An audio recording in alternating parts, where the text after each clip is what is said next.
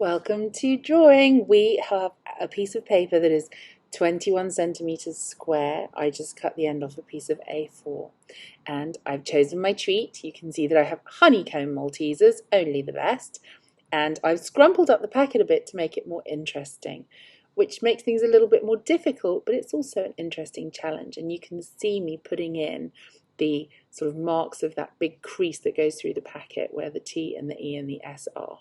So if you look at the lines there, you can see how I make that look a bit more interesting and gives it more depth later on.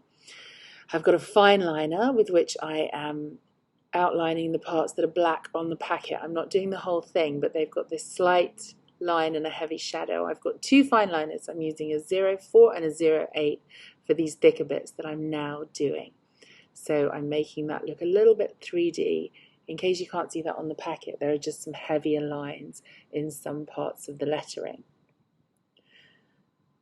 I'm also using it for the information part, but I'm not doing an outline around the outside because in real life there's no such thing.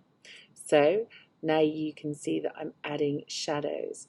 I've got a very pale grey, Payne's grey, if anyone's using fancy paints, but I'm just using a grey to put in the places where I can see darker spaces, and these will show when I go back over my painting and add in also light. So on the right there you can see I've left a little bit of space for a highlight, and I didn't paint that at all. And where the letters are catching the crumples and the letters are slightly off-white, I've also added a very thin grey there. I'm using two slightly different reds. One's a bit orangier because there are spaces where it does look a little bit warmer, and one's a slightly pinker red. And I'm filling in the spaces and going over those shadows I did earlier and blending.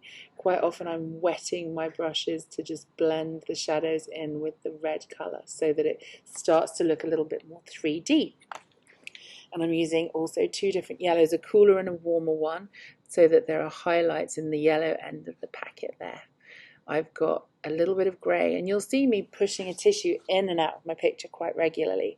And I'll do a little bit of painting and then I'll blend out, or I'll take off some of the colour that I've put in so that it looks a bit more realistic, and it also will give me a little bit of a highlight in the areas that I'm painting. So you can see I've got just a few more touches to add in. I'm doing the actual Maltesers on the packet now. And then I'm going to choose a really good, bright, contrasty colour just to finish off.